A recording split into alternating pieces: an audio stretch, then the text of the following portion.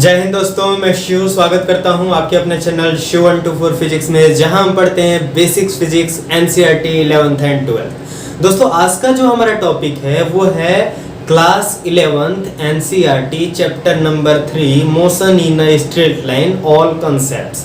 यानी हमने सभी वीडियोस में पढ़ चुका है हर एक पॉइंट। आज हम पढ़ेंगे सारे पॉइंट्स जितने भी हैं, पार्टिकल से लेके, पार्टिकल्स किसे कहते हैं, किसी भी बॉडी में रेस्ट कब होती है, वो कब मोशन में होती है, से लेकर जो लास्ट हमारा टॉपिक है वो है रिलेटिव वेलोसिटी, वहां तक पढ़ेंगे और सभी कंसेप्ट क्लियर करेंगे। कंपैरिजन टू मेरे जो वीडियोस होते हैं वो छोटे होते हैं, ये वीडियोस उससे थोड़ा बड़ा होगा, लंबा होगा, टाइम ज्यादा लगेगा, बट जो सारे कंसेप्ट्स हैं वो सारे कंसेप्ट्स आपके क्लियर हो जाएंगे। आपको किसी भी वीडियो को देखने की जरूरत नहीं पड़ेगी। यदि आप ये वीडियो देख लेते हैं तो आपको किसी भी सिंगल वीडियो को देखने की जरूरत नहीं पड़ेगी। Motion in a straight line के लिए सारे कंसेप्ट्स क्लियर हो जाएंगे, सारे डाउट्स क्लियर हो जाएंगे और लास्ट में हम एग्जांपल्स भी कर लेंगे ताकि जो हमारी कंसेप्ट्स है वो और अच्छे से क्लियर हो जाए कि हमने क्या पढ़ा है। ठीक है दोस्तों, तो मैं शिव आपके अपने चैनल शिव 124 फिजिक्स में स्वागत करता हूं और स्टार्ट करते हैं आज का topic all concepts of motion in a straight line.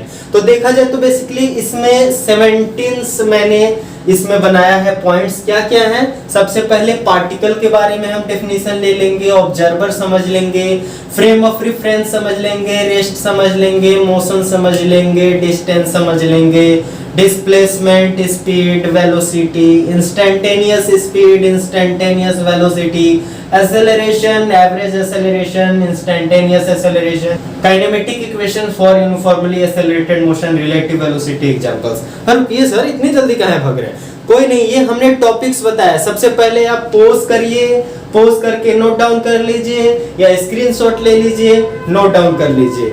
अब जो प्रत्येक पॉइंट है हमारा, एवरी पॉइंट को हम समझेंगे कि एक्चुअली होता क्या है और सारे कंसेप्ट्स क्लियर करेंगे। तो चलिए स्टार्ट करते हैं आज का वीडियो। ठीक है दोस्तों, तो पार्टिकल देख लेते हैं क्या होते हैं। A body whose relative size is negligible is called particle. यानी कोई भी बॉडी है, ठीक है, उसको हम कंपैरिजन करते हैं किसी भी बॉडी के साथ और यदि उसका साइज नगण्य होता है यानी बहुत छोटा होता है तो उसे हम पार्टिकल कह सकते हैं। जैसे जब हम कंपैरिजन करेंगे चींटी की हाथी के साथ तो क्या चींटी एक पार्टिकल कहलाएगा। वैसे ही हाथी के कंपैरिजन करेंगे पृथ्वी के साथ तो पृथ्वी की अपेक्षा जो हाथी है बहुत छोटी है तो उसे हम पार्टिकल कर सकते हैं। ये जो सारे टॉपिक्स है इसको डिटेल्स में मैंने वीडियो बना रखा है, उस सभी वीडियोस का मैं लिंक दे दूंगा डिस्क्रिप्शन में, आप जाके देख लेंगे। ऑब्जर्वर क्या होता है? A man or an instrument which measures the motion of a particle is called observer। यानी एक बात बताइए, ऑब्जर्वर, यदि मैं किसी भी बॉडी को ऑब्जर्व कर रहा हूं, आप मेरे को ऑब्जर्व कर रहे हो, ऑब्जर्व मतलब देख रहे हो, तो आप ऑब्जर्वर कहलाओगे और मैं बॉडी कहलाऊंगा। यदि वही मैं आपको देखूं तो मैं ऑब्जर्वर कहलाऊंगा। जैसे कि आप प्लेटफॉर्म पे बैठ के यदि ट्रेन में किसी को देख रहे हो, सपोज कीजिए आपका दोस्त जा रहा है, दोस्त या फिर समझ ही रहे हो कोई जा रहा है, ठीक है, तो आप ध्यान से देख रहे हो बबुआ। कभी ऐसी परिस्थिति आ गई आप ट्रेन में है, वो देख रही है आपको, तो समझ गया, उस समय अपोजिट हो जाएगा ऑब्जर्वर। यानी डिपेंड्स करता है ऑब्जर्वर क्या, कोई भी इंस्ट्रूमेंट या फिर व्यक्ति किसी भी बॉडी को देख रहा है वही ऑब्जर्वर कहलाएगा। ए मैन और an instrument which measures the motion of A particle is called observer. Babu, frame of reference, यहाँ पे फ्रेम ऑफ रेफरेंस बहुत ही निर्भर करता है। जो अभी एग्जांपल हमने समझा उसे समझते हैं। A fixed point or an axis system with respect to which the motion of a object is measured is called frame of reference। यानी जो हम ट्रेन में थे, हम ऑब्जर्वर हैं, ट्रेन से देख रहे हैं, तो फ्रेम ऑफ रेफरेंस ट्रेन हो जाएगा। और वही सेम सिचुएशन यदि हम प्लेटफॉर्म पे हैं तो फ्रेम ऑफ रेफरेंस हमारा प्लेटफॉर्म हो जाएगा। ठीक है दोस्तों, तो फ्रेम ऑफ रेफरेंस का सिंपल मीनिंग जहां से हम किसी भी बॉडी को ऑब्जर्व करते हैं उसी को फ्रेम ऑफ रेफरेंस कहते हैं। ठीक है, अब रेस्ट, सबसे पहले रेस्ट और मोशन ये क्या है? एक रिलेटिव टर्म है। यानी यदि आप देख रहे हो किसी व्यक्ति को तो आपके ऑब्जर्वर हो, आपके अनुसार वो रेस्ट मोशन में हो सकता है, जैसे कि रेस्ट में है, बट कोई थर्ड वन देखेगा तो उसके ऑब्जर्व करेगा तो वो मोशन में भी हो सकता है।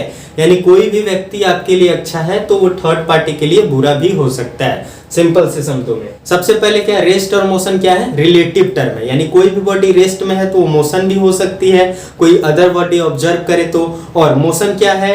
ये भी रिलेटिव टर्म है। मोशन, यदि कोई बॉडी मैं ऑब्जर्व कर रहा हूँ मोशन में, जैसे कि हम समझ लो जा रहे हैं बाइक से 50, दो बाइक से हम जा रहे हैं, हम दो दोस्त, 50 किलोमीटर पर आवर की स्पीड उनकी भी है, 50 किलोमीटर पर आवर की स्पीड हमारी भी है। तो हम दोनों के कंपैरिजन में हमारी स्पीड क्या हो जाएगी, 0 हो जाएगी, हमारी स्पीड कुछ नहीं है। थर्ड वन देखेगा तो क्या है, हम 50 किलोमीटर स्पीड से जा रहे हैं, ठीक है। वही एक का स्पीड 50 हो, एक का 60 हो, तो एक का 50 है, एक का 60। थर्ड वन देख रहा है तो एक का 50 है, एक का 60 है, बट आप दोनों देख रहे हो तो क्या है, एक का 10 ज्यादा है, एक का 10 कम है। ऐसा नॉर्मली शब्दों में समझ सकते हैं। तो रेस्ट क्या हो जाता है, if the position of particle does not changes position with respect to another particle then the particle is said in rest with respect to given particle. यानी कोई बॉडी है, मैं ऑब्जर्व कर रहा हूं, और समय के साथ साथ यदि उसका स्थान परिवर्तन न हो, यानी वो एक जगह से दूसरे जगह न जाए, तो उसे हम रेस्ट में कहेंगे। किसके अनुसार, मेरे अनुसार वो रेस्ट में, किसी थर्ड बॉडी के अनुसार वो मोशन में भी हो सकती है। मोशन क्या है, if the position of a particles और body continuously changes with respect to the given body then the body is said in motion with respect to the given body. Same situation हम observe कर रहे हैं और समय के साथ साथ उसकी जो स्थान है वो लगातार बदल रही है, लगातार चेंजेज हो रही है, उसे ही हम मोशन कहते हैं। आगे बढ़ते हैं, ठीक है दोस्तों। तो अब डिस्टेंस देख लेते हैं। The length of trajectory is called distance, यानी कहीं एक पॉइंट से हम दूसरे पॉइंट तक जा रहे हैं। द लेंथ ऑफ ट्रांजेक्टरी यानी गति पथ की लंबाई को हम क्या कहते हैं, डिस्टेंस कहते हैं। यानी कहीं से हम जा रहे हैं, जैसे कि पटना से दिल्ली, कोटा से पटना, कहीं भी जा रहे हैं हम, तो जो हमारी गति पथ की लंबाई होगी उसे ही हम डिस्टेंस कहेंगे। और डिस्प्लेसमेंट क्या होता है, shortest length between two points is known as displacement. यानी ये जो हमारा पॉइंट हो गया, ये हो गया, ये बी हो गया, ये ए हो गया, ये बी हो गया, जो शॉर्टेस्ट होगा, न्यूनतम होगा, उसे डिस्प्लेसमेंट, और जो शॉर्टेस्ट नहीं होगा, जो गति पथ की लंबाई होगी, उसे ही हम क्या कहते हैं, डिस्टेंस कहते हैं। यानी शॉर्टेस्ट भी हो सकता है, डिस्टेंस ये भी है। यानी जो डिस्प्लेसमेंट होता है वो डिस्टेंस भी हो सकता है, बट डिस्टेंस जो है डिस्प्लेसमेंट नहीं हो सकता है। जो डिस्टेंस है हमेशा डिस्प्लेसमेंट के बराबर होगा या फिर बड़ा होगा, ठीक है।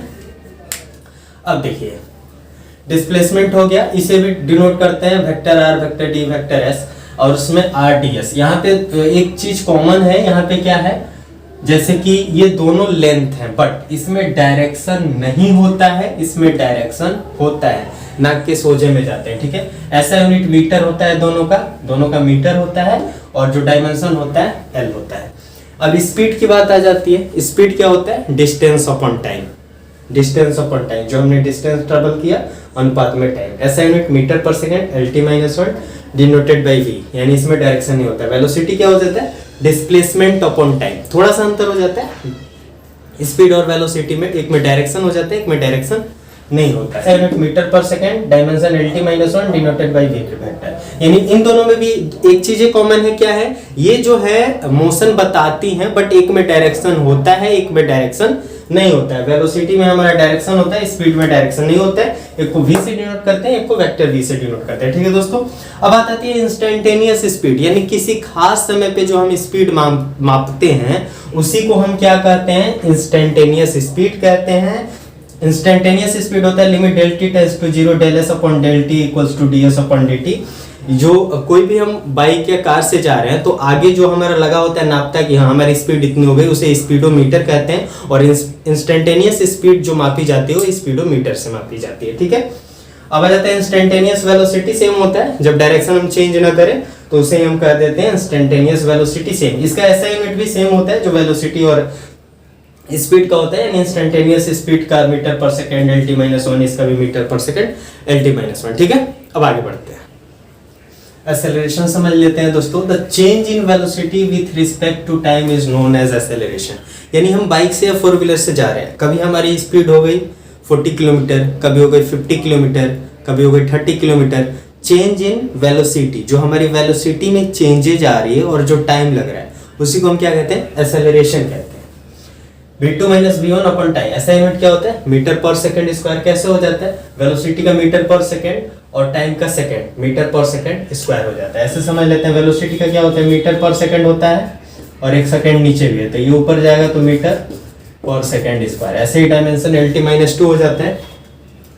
एवरेज एक्सेलरेशन क्या हो जाता है? The ratio of change in velocity to the total time taken, यानी जो हम एवरेज निकाल लेते हैं एक्सेलरेशन का, उसी को हम क्या कहते हैं? एवरेज एक्सेलरेशन कह लेते हैं। ठीक है दोस्तों, तो एवरेज हो जाता है v2 minus v1 t2 minus t1 del v upon del t। ठीक है। इंस्टेंटेनियस एक्सेलरेशन क्या हो जाता है? The acceleration at instant is known as instantaneous acceleration.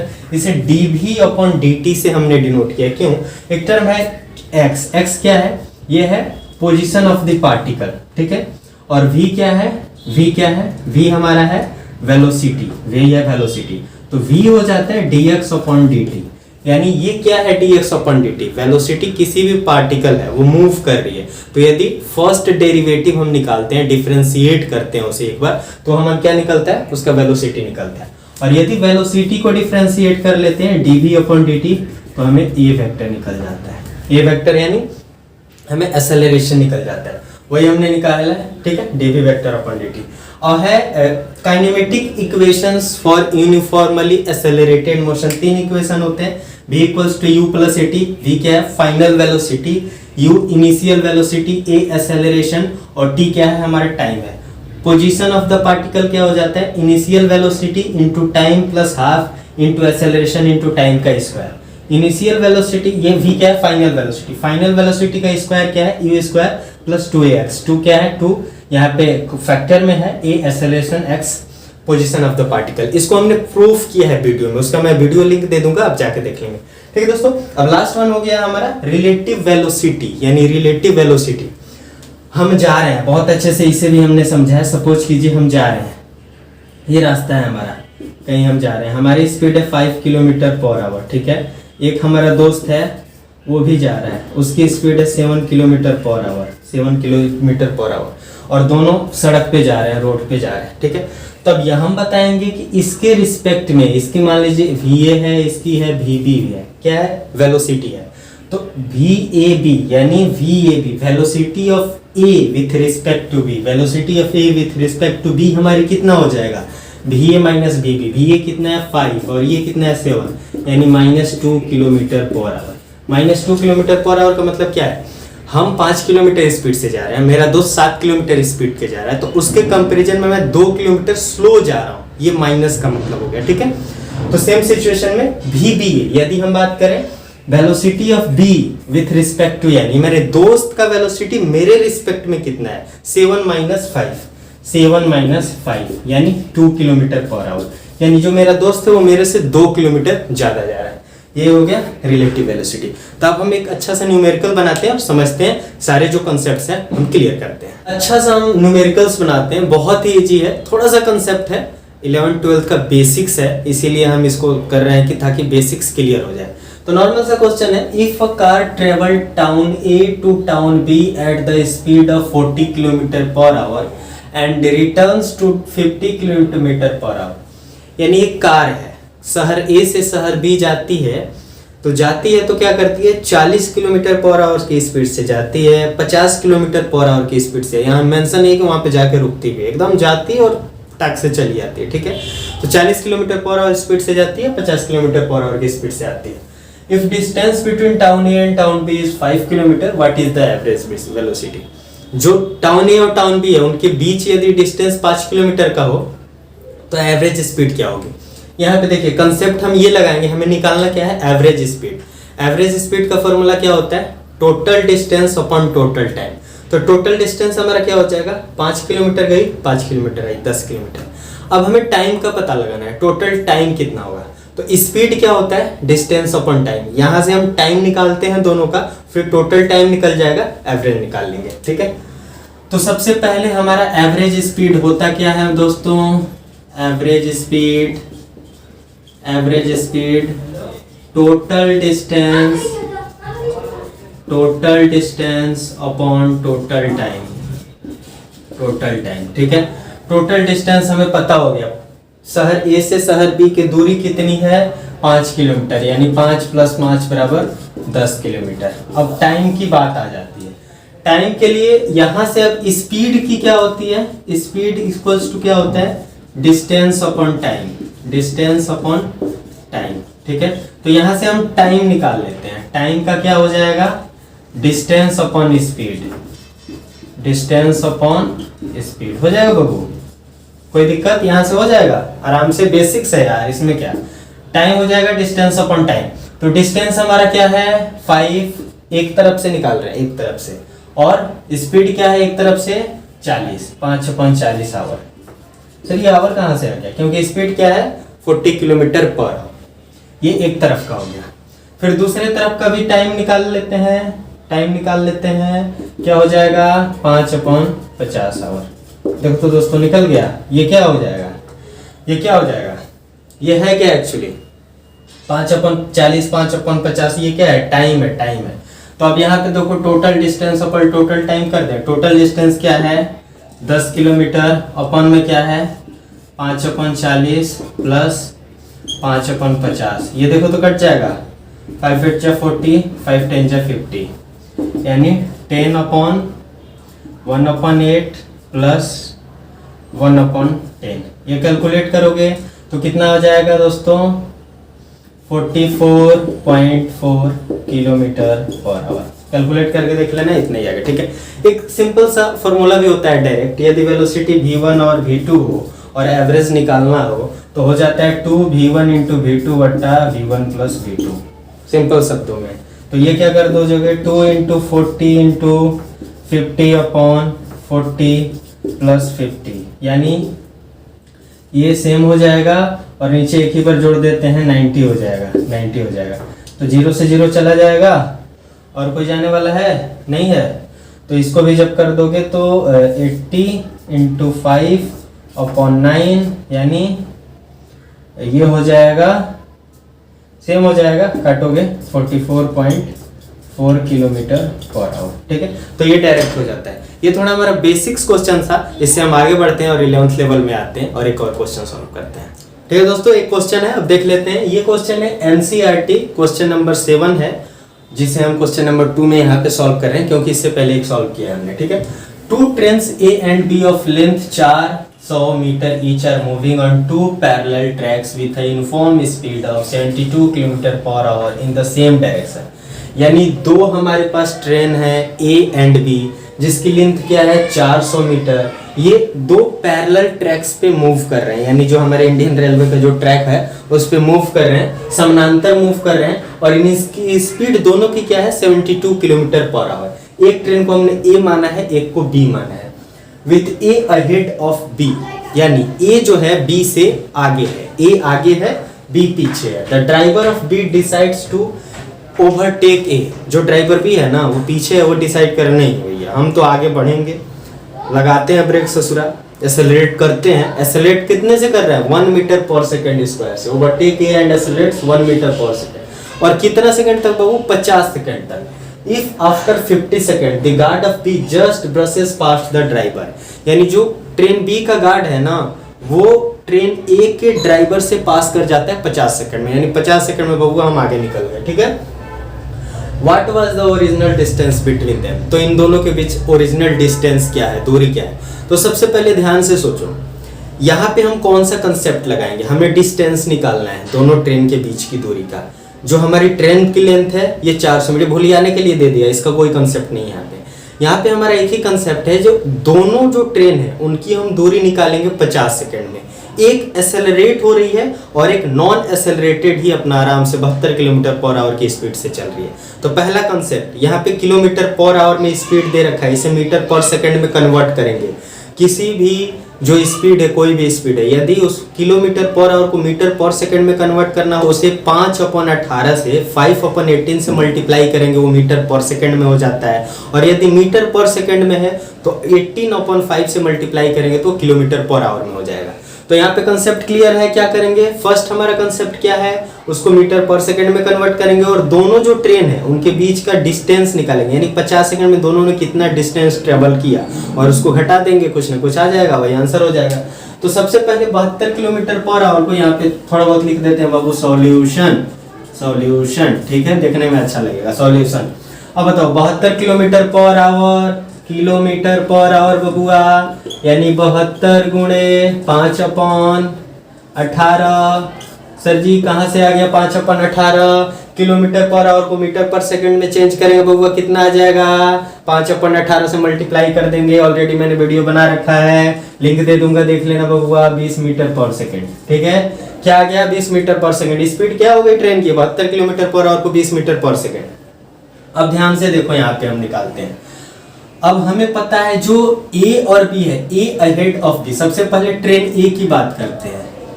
Train A की बात करो बाबू। ट्रेन A का क्या होता है, speed distance upon time, distance upon time. यहां से हमें क्या निकालना है, डिस्टेंस निकालना है। क्या हो जाएगा, स्पीड इंटू टाइम। स्पीड कितना है 20, टाइम कितना है बाबू 50 सेकेंड, कितना हो जाएगा 1000 मीटर आ गया। 1000 मीटर 50 सेकेंड में 1000 मीटर जो ट्रेन ए है वो ट्रेवल कर रही है, डिस्टेंस ट्रेवल कर रही है, ठीक है। अब बाबू आ जाते हैं ट्रेन बी पे। ट्रेन बी पे आ जाते हैं, ट्रेन बी पे आ जाओ। अब यहाँ पे देखो, यहाँ पे एक्सेलरेटेड है, हमने पढ़ा है kinematic equations for uniformly accelerated motion. बताओ तो क्या होता है, S equals to ut plus half at square. यहाँ पे हमने x माना था, s भी मान सकते हैं।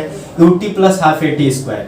u बोले तो u क्या है, इनिशियल वेलोसिटी इसका कितना है 20 मीटर पर सेकेंड।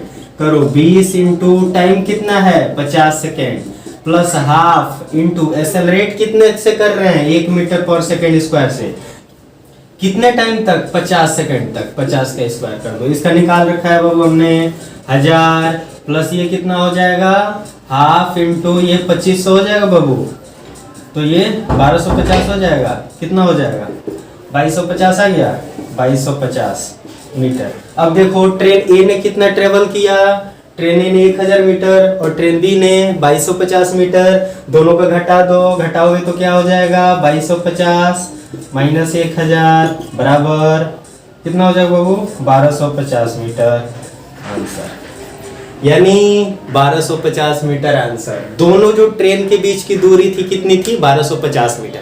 अब एक देखो, एक अल्टरनेट ऑप्शन बहुत ही आसान भाषा में, इनिशियल वेलोसिटी दोनों ट्रेन की क्या है 20 मीटर पर सेकेंड। यहाँ पे कुछ कंसेप्ट नहीं अप्लाई करना है।